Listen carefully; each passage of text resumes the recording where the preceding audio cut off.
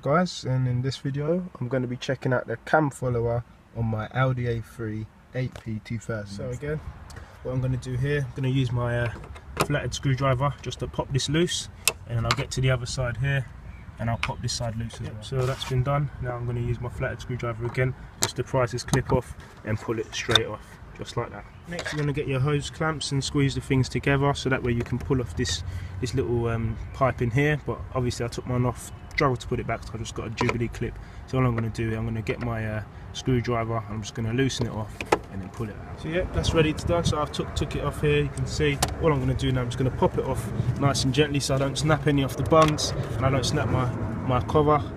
And just make sure I'm going all around, just giving it little tugs nice and gently, and make sure this part doesn't come back on or you're going to struggle to take it off. So yeah, use two hands for this. Remember to do it gently or you'll end up breaking it. Yep, so once that's removed, you've got your panel filter off. What you want to do, you want to put it somewhere safe. I like to either put it in the boot. I'll probably put it in the boot because if I open the door while I've got my fuel pump, as you can see, while I've got the fuel pump loosened and out, sometimes opening doors do prime the fuel, and that will cause the fuel to spray everywhere, which is what you don't want. So I'd say stick it in the boot and then we'll get back to the fuel pump. Right. As you can see, these were the bungs that were giving me the problem.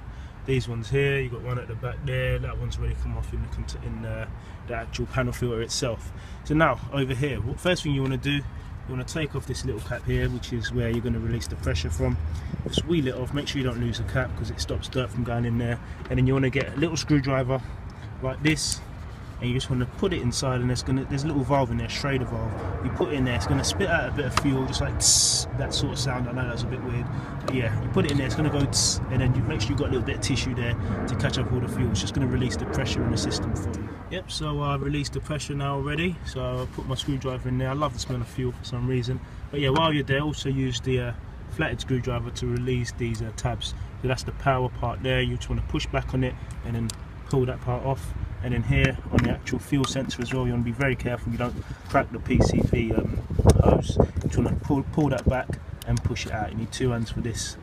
And next thing you want to do, you want to remove this schrader valve. You've got to use a 30mm spanner just to twist it off. Remember to do it the right way or you end up being there forever. Also a reminder to use very little power because obviously it's a sensitive area. That's why I'm not using no electrical Jesus Christ, no electrical equipment today. I'm just using a bit of manpower just to loosen it off. So once I loosen it off, I can put my spanner to one side and I can just use my hand just to twist it off. So again, this is the setup I've got. I've got one here, one here, one here. What I did, I cracked it loose with the ratchet, and I'm just going to undo it by hand just to make sure that these bolts don't obviously strip and make sure that these bolts obviously don't snap. Okay, you understand? Okay, so now once you remove that part, all you need to do is move tape out the way. As you can see down here, get a bit of light down there for you. There you go. So yeah, this part here, it needs a 17mm spanner. So you've got to try and spin this loose, make sure you do it the right way, so that way you can pull out this pipe here.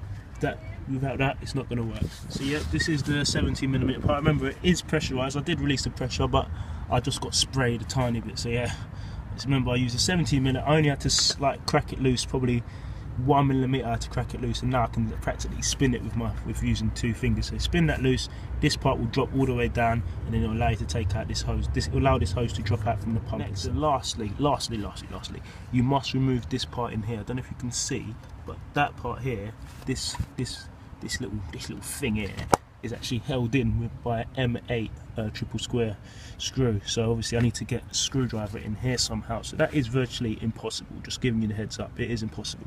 So you have to take out the PCV valve hose. So I think you've got to use this little flathead screwdriver again. Hello, you've got to stick it in there, loosen it up and try and pull it out of the way, which will give you better access to getting out that screw over there.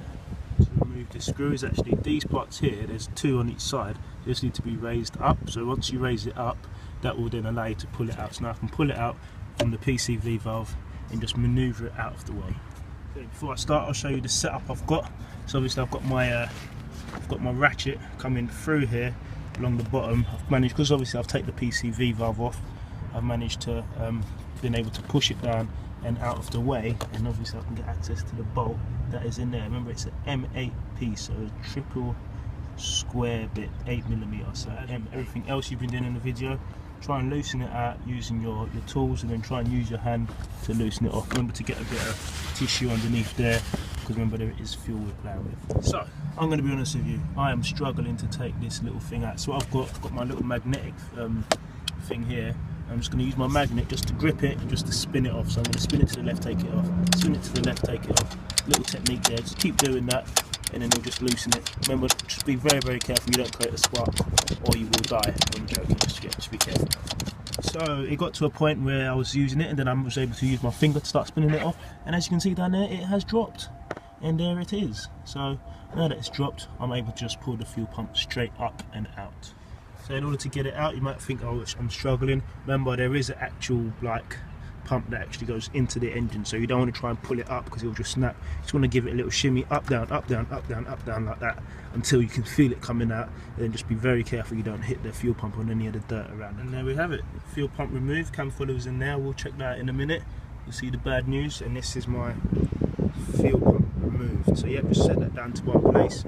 Make sure that if it drips out, make sure it drips out onto somewhere safe. Make sure you wipe up the fuel after. So I'm just going to set it down there, nice good position, and I'm going to remove this cam follower and check the top. Hopefully the top has got a little black coating on it. If it hasn't, that means that the black coating actually reduces wear. If that's gone, you need to head over to Audi or wherever you can source a genuine one, and all they're about 30 quid, 35 quid. It's a bit dirty here, so get some tissue, wipe it up and remove the cam follower. So again, with my trusted magnet, I'm going to take it out and finally clean it up and then have a look. So this is it here, pulled it out, this is the top. I'm going to clean it up and have a look. So as you can see here, I have my cam follower. Make sure there's no light, can you see clearly? It's still got a bit of black coating on the top. You can see just around the edge there, it starts a little black coating. There should always be a black coating on the top. It has started to wear, but I think I'll be alright for the time being. So yep, it's good to check this out, because obviously if not, you'll be doing damage on your camshaft in there. And as you can see on my camshaft, it's perfectly clean. Yep, no little marks on it from when the fuel pump's been hitting it too hard. This little thing here has been doing all the saving for me. It's my little hero. So what I'm going to do, I'm going to smear a bit of oil around the side, push it back in and whack everything back on. Okay, so now to put it all back, all you need to do now is try and put it back on. Remember that fuel pump's going to be pressurised. It's going to be very, very pressurised. So what you want to do, you want to put your screws in and torque them down, tighten them in, but one bit at a time, or it's going to be at an angle sort of thing.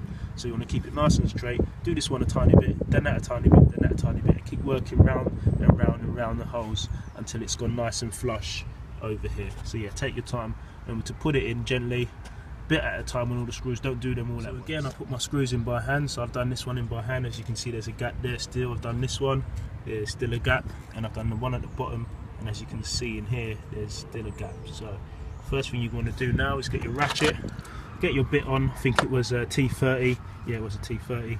Get your T30 and then tighten them down, and then just put in all of those hoses, fuel lines, plugs, and the air filter.